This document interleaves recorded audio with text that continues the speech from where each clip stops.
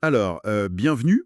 Aujourd'hui, on va se plonger dans l'histoire récente de Marie et Laurent, ce couple de mariés au premier regard. Ça a démarré comme un rêve, non?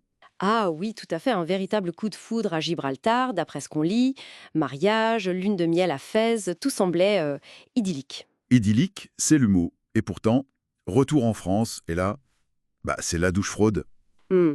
Après seulement 2 jours de vie commune, pendant les fêtes en plus, Marie lui demande de partir. C'est assez brutal comme revirement. carrément. Donc, notre objectif, c'est d'essayer de comprendre ce qui a pu se passer. Qu'est-ce qui cloche? On va se baser strictement sur les infos qu'on a. Oui, et ce qui est frappant d'emblée, c'est ce contraste, hein, l'intensité du début et puis cette rupture soudaine. Il faut analyser les raisons, les perspectives. Ok, allons-y. Alors Marie, elle explique ça comment? Elle met en avant le comportement de Laurent. Quand il est fatigué ou pensif, il prend de la distance apparemment. Et ça, pour elle, c'est difficile.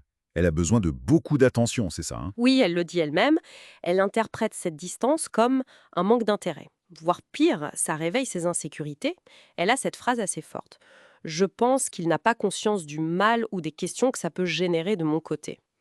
On sent une vraie souffrance là. Absolument. Et face à ça, sa réaction est assez radicale. Elle rationalise un peu, non? Elle parle de petit échec. C'est ça. Elle suggère que c'était surtout vraiment physique entre eux. Et elle conclut: je vois que ça ne colle pas entre nous. Bon, voilà.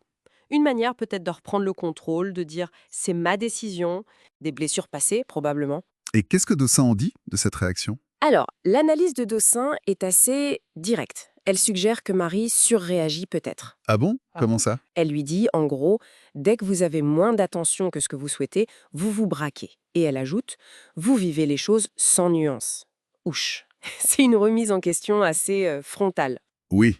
Et ça ouvre une autre perspective sur le comportement de Laurent, c'est-à-dire que ce n'est peut-être pas un manque d'intérêt de sa part. Ben voilà. Estelle Dossin pose la question, et si c'était juste sa façon à lui, une façon mature d'exprimer ses émotions? Hmm. Mature dans le sens où il n'a pas besoin de démonstration constante. C'est ça. Un homme peut-être à l'aise avec ses sentiments, mais qui a aussi besoin de son espace, sans que ce soit un rejet de l'autre. Une intériorité normale, quoi. D'accord. Donc on aurait un choc entre deux besoins, deux langages affectifs différents. Exactement.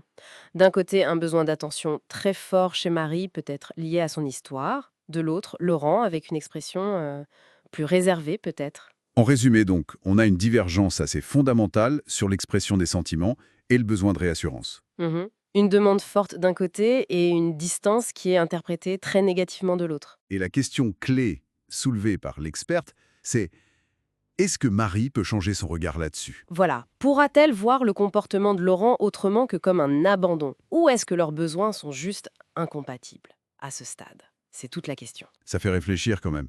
Comment nos propres expériences, nos vieux démons comme elle dit, peuvent colorer notre perception de l'autre. Absolument.